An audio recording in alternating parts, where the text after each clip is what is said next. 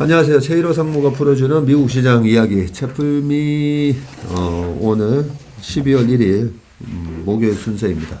예, 12월 달 그동안 올해 내내 약세장을 경험하다 보니까 예, 이렇게 조금 기분 좋게 또 아침 시장을 보는 게 정말 간만인 것 같아요. 그렇습니다. 예. 하지만 뭐 9월 말부터 약간 기분이 좀 좋아졌던 게 이 두려움에 이 극단적인 두려움을 지나가고 있구나 막 이런 느낌이 들어서 항상 그 공포 저는 뭐 이 공포감을 많이 느껴봤잖아요.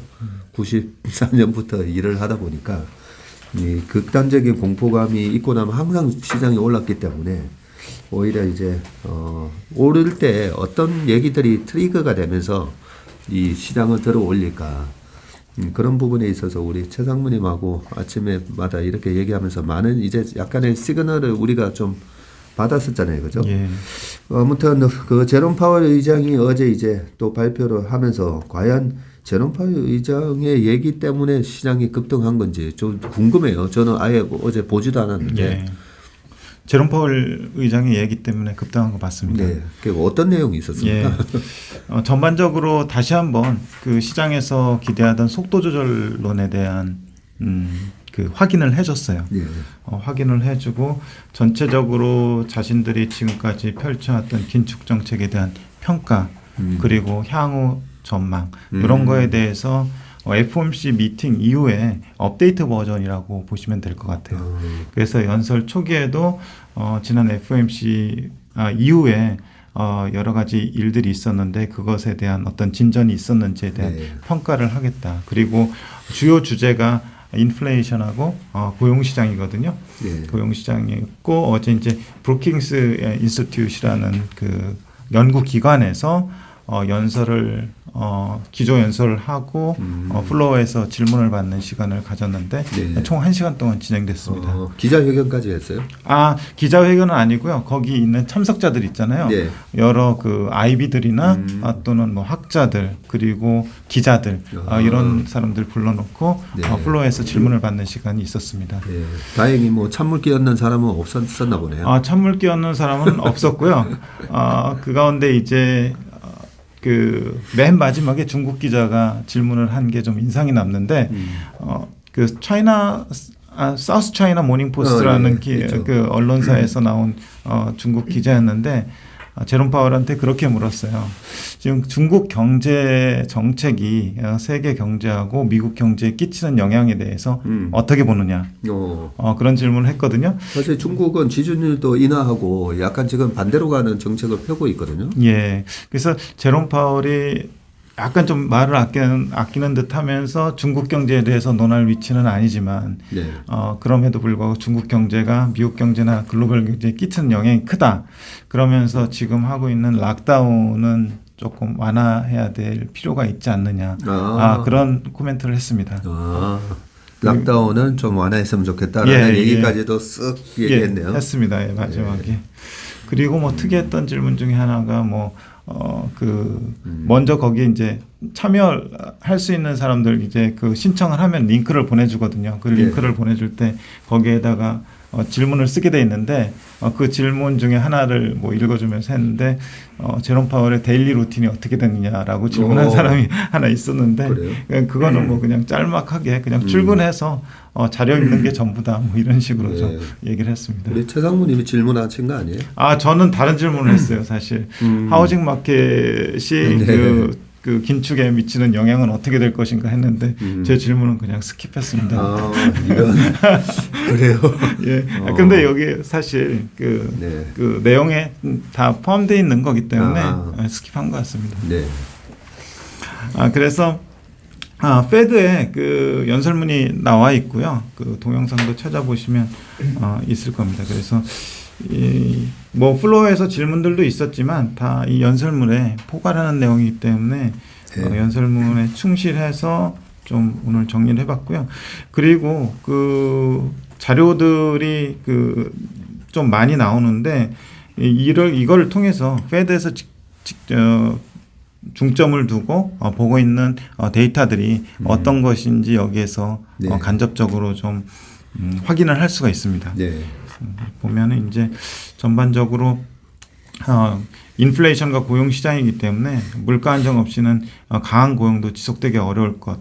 그래서 대체적으로 보면은 이전에 우리가 뉴욕 연은의 총재의 연설이 한 번 있었잖아요. 네. 그 연설문에서 살펴봤던 플로우하고 비슷한 플로우인데 그 각각의 이제 어떤 데이터들을 살펴보는 거로 시작해서 12월에는 인플레이션을 낮추기 위한 긴축 수준을 정하는 데 있어서 금리 인상 속도를 늦추는 것이 합리적이다. 네. 이 한마디가 사실 시장을 움직였던 것 같아요. 아, 그래요? 예. 그래서 이게 겹치는 내용도 있고 한데 정리하는 차원에서 한번 그냥 보시죠.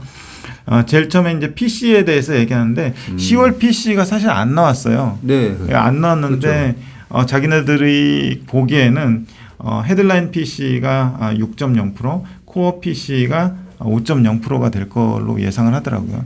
우리 데이터를 먼저 봤는지 아니면 실제로 예상한 건지는 모르겠는데 네. 사실 이게 뭐 서프라이징한 데이터는 아닙니다. 네. 왜냐하면 시장에서도 6.0, 5.0으로 이미 예상을 하고 있거든요. 그렇죠. 예. 네. 그래서 한번 오늘 저녁 때 좀 살펴볼 필요가 있을 것 같고요. 근데 그 얘기를 미리 한번 슬쩍 했단 말이죠.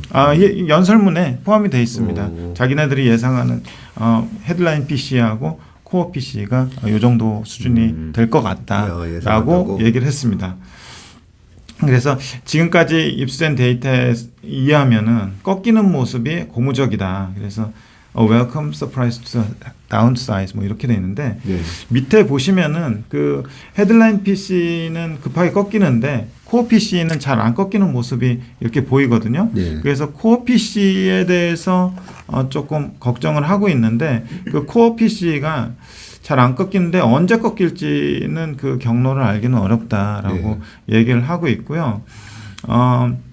물가를 2%까지 낮추는데 필요한 매크로 환경이 어떤 건지 좀 한 체크해 보자 이렇게 얘기하면서 어디까지 금리를 올려야 충분한 것인지는 모르겠지만 지난 3월 이후 기준금리를 3.75% 이거는 기준금리 하단이 되죠. 예. 하단 3.75%까지 올리면서 상당한 진전이 있었다라고 평가를 하고 있습니다. 네.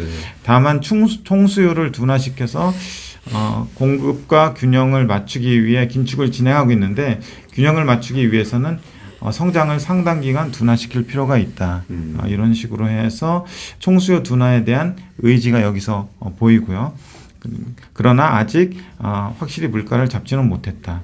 그리고 물가에 대해서 얘기를 하는데 지난번에 그 뉴욕 연은 총재가 물가를 한 세 부류로 브레이크다운을 했는데 약간 이제 브레이크다운은 제롬 파월 총재는 좀 다른데 코어 굿즈하고 하우징 서비스하고 코어 서비스 앤 엑스 하우징 그래서 이제 핵심 상품 물가 그리고 주거비를 포함한 이 하우징 서비스 그리고 그 하우징을 제외한 코어 서비스 물가 이렇게 그 구분을 하면서 각각의 특성하고 진행 방향하고 향후 경로가 어떻게 될지에 대해서 얘기를 하고 있습니다. 네. 그래서 피겨 2를 보시면서 뭐 그 코멘트를 참고하시면 될 것 같고요. 네. 코어 구스는 고점에서 많이 하락해서 지금 4.6%를 기록하고 있는데 공급망이 개선되면서 연초 대비 거의 3%포인트 하락을 해서 여기에서는 상당한 진전이 있었다고 얘기를 하고 있고요. 그렇네요. 예. 그 꺾이는 모습이 급하잖아요. 네, 빨간색입니다. 예, 맞습니다. 네. 속단하기는 이르지만 지금 이 추세대로라면 더 하락 압력을 받을 것 같다라고 얘기를 하고 있습니다. 그리고 하우징 서비스, 그 렌트비하고 자가주거비가 속한 하우징 서비스인데 이게 스티키 인플레이션이라고 해서 네. 잘 꺾이지 않는 인플레이션인데 가파르게 상승을 해서 지금 7.1%가 를 기록 중인데 다른 인플레이션과 달리 시간이 걸린다는 점을 인정을 해야 된다. 그리고 신규 임차료가 가파르게 올라서 팬데믹 기간에 20%까지 오르기도 했지만 최근에 급락하고 있다는 것을 피겨 3, 그 세 번째 차트에서 보여주고 있습니다. 그래서 각 그 민간 기관에서 지금 임대차 시장에서 거래되고 있는 그 금액을 보면은 가파르게 지금 꺾이고 있잖아요. 피겨 3을 보시면은 그런데 그걸 이제 얘기하면서 이것도 시간이 걸리지만 꺾일 걸로 예상을 하고 있습니다. 근데 그 여기에 그 OER이라는 자가주거비 있잖아요. 자기가 집을 내놨을 때 받을 수 있는 임대료가 어느 정도인지 써서 설문을 내는 게 있는데 그런 것들이 이제 계속 그 오른 상태로 유지되면서 내년까지는 지속되겠지만 내년 어느 시점에서는 떨어질 걸로 보고 있다. 그래서 하우징 인플레이션의 하락이 향후 인플레이션 하락을 예측하는데 어쨌든 중요하다고 보고 있고, 그 다음에 그 코어 서비스, 이 하우징을 제외한 코어 서비스 인플레이션에 대해서 얘기하는데, 이 부분은 이제 헬스케어, 교육, 미용, 숙박 등 광범위한 서비스 카테고리가 있고 코어 PCE 중 절반 이상을 차지하고 있어서 가장 중요하다, 이 부분이. 그리고 상기 서비스를 제공하면서 받는 임금이 발생하기 때문에 이 부분을 이해하기 위해서는 고용시장을 이해할 필요가 있다라고 하면서 자연스럽게 고용시장에 대한 논의로 이어집니다. 그래서 지금 고용시장의 수급이 안 맞기 때문에 파월 의장 머릿속에는 그 임금 상승률도 2% 수준으로 맞추는 거를 계속 생각을 하고 있는 것 같아요. 그래서 2%를 자주 언급하는데 2%보다 훨씬 높은 임금 상승이 나타나고 있다고 얘기를 하고 있고요. 그 이유는 고용이 팬데믹 이전보다 몇백만 명 부족한 편이다. 다른 말로 이제 수요가 많은데 공급이 부족해서 임금 상승이 지금 계속 이어지고 있는 것이다 라고 얘기를 하고 있는데, 이 부족한 노동력이 빠른 시간에는 해결되기는 어려울 것 같다라고 얘기를 하고 있습니다. 그래서 구체적으로 의회 예산국이라는 데가 있는데 피겨 4의 왼쪽을 보시면은 거기에서 보고 있는 그 적절한 그 노동 공급, 이 파란색으로 되어 있는데 지금 빨간색이 지금 그 현재 진행되고 있는 상황입니다. 그 차이가 대체로 한 1억 6,800만 명에서 1억 6,450만 명 빼면 한 350만 명 정도 되잖아요. 네. 그래서 지금 적절한 노동 공급은 1억 6,800만 명 정도인데 1억 6,450만 명, 즉 350만 명의 그 부족분 때문에 임금 상승이 일어난다고 보는데, 여기에서 새로운 파인딩이 있는데 왜 그러면은 그 고용이 부족하냐, 노동 공급이 부족하냐에 대해서 몇 가지 이제 에비던스를 주고 있는데, 어쨌든 낮은 인구 증가율과 낮은 경제 활동 참여율에 기인하는데 인구 증가율이 낮다는 거 보면 조금 생소하긴 한데 네. 이민자가 많이 줄었대요. 거기다가 팬데믹 때 사망자도 좀 있었잖아요. 네. 그런 것 때문에 인구 증가율이 낮고 지금 경제 활동 참여율도 낮은 것에 기인하는데 그 이유에 대해서 조금 상세하게 얘기를 하고 있습니다. 그래서 질병, 육아, 감염에 대한 두려움 등도 있지만 은퇴자가 많아진 것이 주요 요인이다라고 하면서 350만 명의 부족분 중에서 200만 명 이상이 지금 은퇴자다. 그래서 팬데믹 기간 동안에 은퇴한 사람들로 인해서 노동 공급이 부족해진 것이다. 그럼 왜 그 사람들이 은퇴했냐? 의 그 일부 요인으로는 네. 주가하고 주택가격 상승 이런 걸로 인해서 일부 사람들이 은퇴를 했을 것이다라고 얘기를 하고 있고요. 네. 그리고 좀 전에 말씀드린 이민자 감소 그리고 사망자로 인한 경제활동 참여율이 하락한 것도 하나의 요인이다라고 하는데 이게 150만 명을 설명해주고 있다. 이렇게 얘기를 하고 있습니다. 그래서 노동 공급을 늘리는 게 패드 역할은 아니고 다만 우리의 정책이 총수요 둔화에 주로 영향을 미칠 것이라고 얘기를 하고 있고요. 그래서 노동 수요를 둔화시켜서 고용시장에 수급을 맞출 필요가 있다라고 다시 한번 강조를 하고 있습니다. 네. 실업률 3.7%인데 구인이 구직보다 400만 명이 많아서 한 사람당 일자리가 1.7개 있다. 아까 그 졸트 보고서에서 남궁재훈 주임이 이미 설명했듯이 1.9에서 1.7로 떨어졌잖아요. 네. 피겨 5를 보시면은 히스토리컬하게 그 부분을 지금 그려놨고요. 과부족에 대해서 추이를 그려놨고요.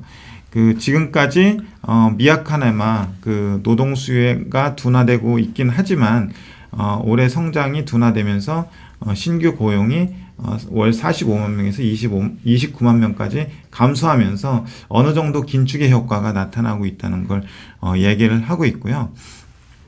임금 상승률도 지금 빠지고 있긴 한데 정상으로 회복하는 데는 아직 부족하다라고 얘기를 하고 있습니다. 그래서 이거는 6번 피겨 6번에 지금 나오고 있는 거고요. 그래서 에버리 그 웨이지 그로스가 지금 빠지고 있는데 파월의 생각은 이게 2%까지 빠져야 된다라고 생각을 하고 있는 거죠. 과거 이제 히스토리컬하면 2%에서 3% 요 정도에서 움직였잖아요. 그래서 그러네요. 이제 그게 바로 물가를 잡았다는 확실한 시그널이 될 수 있을 것 같고요. 계속 네. 지켜보면서 그래서 지금 전체적으로 인플레이션을 2%까지 낮추기 위한 그럼 조건이 뭐냐라고 하면은 여기에서 이제 그냥 앞에서 나온 얘기를 서머리하는 정도인데 경제 성장률을 잠재 성장률 이하로 유지할 필요가 있고 공급망 개선이 지속돼야 될 필요가 있고 하우징 서비스 인플레이션이 오르고 있지만은 내년엔 하반기에는 하락할 것 같은데 이걸 확인해야 될 필요가 있고 고용 시장은 조금씩 균형을 맞춰가고 있지만 임금 상승률은 2%보다 높게 유지되고 있기 때문에 이게 더 빠져야 될 것 같고 물가의 개선 조짐이 있지만 어쨌든 안정되기 위해서는 갈 길이 멀다 이런 식으로 요약 마지막에 얘기를 했는데 가장 중요한 거 제일 이제 말미에 통화 정책에 네. 대해서 얘기를 했습니다. 이걸 듣기 위해서 지금 계속 이제 긴장하면서 저도 듣고 있었는데요. 네. 어쨌든 11월 미팅 이후에 인플레이션을 2%로 낮추기 위해서 지속적인 금리 인상과 긴축적인 스탠스가 적절하다고 판단을 했다. 통화 정책은 경제와 인플레이션에 불확실한 시간차를 두고 영향을 미치며 공격적인 긴축의 효과가 지금까지는 체감되고 있지는 않다. 이렇게 전제를 하고 있습니다. 따라서 이런 시간차 그리고 긴축의 효과를 확인하는 데까지는 좀 시간이 걸리겠지만 어쨌든 인플레이션을 충분히 낮추기 위해서는 지금 자기네들은 어느 정도의 긴축의 개선이 있다고 생각을 하기 때문에 인플레이션을 충분히 낮추기 위해서 긴축적인 수준을 유지는 하고 있지만 이 긴축적인 수준을 정하는 데 있어서는 금리 인상의 속도를 늦추는 것이 합리적이다. 이 말을 직접적으로 했습니다. 그래서 밑에 영문으로 보면 moderate이라는 단어를 쓰면서 moderate the pace of our rate increases 이런 식으로 명문화를 했습니다. 그래서 시장이 여기에 어쨌든 반응을 한 것 같고요. 일부 시각에서는 또다시 그때 잭슨홀 미팅의 재현이 아니냐라고 어젯밤부터 이제 유튜브에 많은 분들이 네. 우려를 하셨었는데 네. 그거와는 이제 반대의 반전이 있었습니다. 그래서 여기에서 이제 시장이 환호를 한 것 같고요. 금리 인상 속도 조절의 시점은 12월 미팅에서 곧 정하게 될 것이다. 그래서 며칠 후에 열리는 12월 FOMC에서 확인이 될 것 같고요. 긴축 정책의 효과를 감안할 때 속도 조절의 시점이 긴축의 강도나 기간보다 그다지 의미 있지는 않을 것. 약간 이제 여지를 또 남겨두는 얘기를 했고요. 그 밑에는 다 일반적인 얘기인데 물가 안정을 위한 긴축은 당분간 필요할 것. 그리고 계속 해왔던 얘기. 역사는 성급하게 완화하지 말라고 강력하게 경고하고 있음. 그리고 우리는 임무를 수행할 때까지 긴축을 지속할 것. 요 밑에는 이제 일반적인 얘기로 매짐을 하고 있습니다. 방금 이렇게 보여주셨던 이 그림들 있잖아요. 차트. 요거는 제롬 파월 의장이 이 연설 때 같이 이래 제공한 그런 그림들인가요? 예, 그렇습니다. 이 그림을 이제 PPT에 띄워놓고 연설을 했습니다. 굉장히 열심히 하시네요. 예. 이런 그림까지 예. 띄워놓고 그래서 네 이런데 나와가지고 The Brookings Institution에서 거기 알자를 빼놨는데 브루킹스 인스티튜트. 브루킹스 예, 그래서 브루킹입니다. 부킹.com 그런 데 가셔가지고 예, 이거 연설을 하시네 했는데 죄송합니다. 브루킹스였군요. 예, 브루킹스 인스티튜션. 예. 이런 거 보면 역시 이제 미국의 이 경제 시스템이 예. 계속 이제 소통을 해주잖아요, 그죠? 예. 소통을 해주고 지금 경제 상황이 어떻고 이런 상황에서 우리가 페드가 목표로 하는 거 예. 아직까지 뭐 충분한 효과가 없어서 그렇고 그다음에 금리 인상은 상당한 진전을 했고 예. 거기에 따른 상태가 어떻는지 뭐 이런 부분을 뭐 거의 뭐 한 달에 한 번은 계속 얘기를 해주시잖아요. 예. 어디 가서 뭐 잭슨홀 가서 연설을 하시든 그리고 이제 연준 의장들도 그런 얘기를 많이 해주는데 아무튼 시장이 바랬던 이제 피벗이잖아요. 피벗. 예. 그렇게 공격적인 금리 인상에 대한 스탠스의 변화.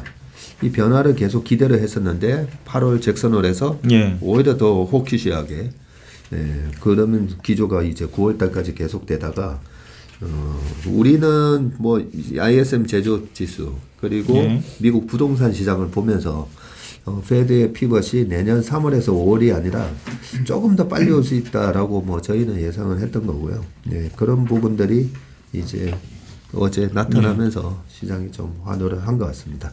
이전에 환호를 했던 게 CPI가 7.7 나오면서 시장이 예. 그때도 한번 빵 뛰었잖아요.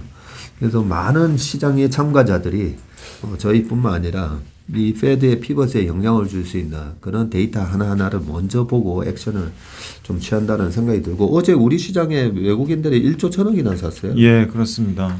그런 거 보면 물론 MSCI 리밸런싱이긴 했는데 예전에는 계속 팔았었거든요. 우리 예. 시장에서. 그런데 이미 들어오고 외국인들이 계속 최근에 주식을 많이 사고 있는데 예. 외국인들 어떤 분은 그렇게 얘기해요. 어제 주식을 굉장히 제가 아는 우리나라에서 주식 최고수인데 뭐 그냥 약간 음모론적으로 들릴 수가 있지만 우리가 이제 유대인 자금이 세계 금융시장을 이렇게 쥐고 있다라고 하잖아요. 예. 그런 측면에서 유대인 자금이 한 100조를 넘는 주식을 한 1000조, 100조, 1000조 뭐 이런 자금으로 상품 시장이랑 주식 시장 이 금융을 쥐었다 흔들었다 뭐 하는데 걔네들이 그 큰 자금을 주식을 살려면 계속 경제 위기를 강조해야 되고 네. 걔네들이 주식을 팔아먹으려면 경제가 또 상당히 좋을 때 팔아먹을 수밖에 없고 그 어마어마한 자금들을 그런 얘기를 하는데 어쨌든 최근에 외국인의 매수는 그리고 원달러 환율이 또 큰 폭으로 빠지고 있어요. 근데 외국인은 왜 살까? 내년에 위기가 오면 원달러 환율이 1,400원이 넘어가고 이런 상황이면 주식을 안 샀을 텐데 왜 살까? 환율도 결국은 내년에 또 정상화되는 그런 흐름으로 가기 때문에 이래 하는 게 아닌가 그런 생각해 봤습니다. 네, 오늘 채플미 12월 1일 어젯밤에 있었던 제롬 파월 의장의 연설문을 하나하나 조목조목 자세히 설명을 해주셨습니다. 뭐 새벽에 일어나서 본 거예요, 그러면? 제가 이제 3시에 맞춰놓고 잤는데 깜빡 잊고 그 알람을 못 들었더라고요. 네. 근데 다행히 3시 20분에 누가 옆에서 깨우더라고요. 누가 옆에서 아들이?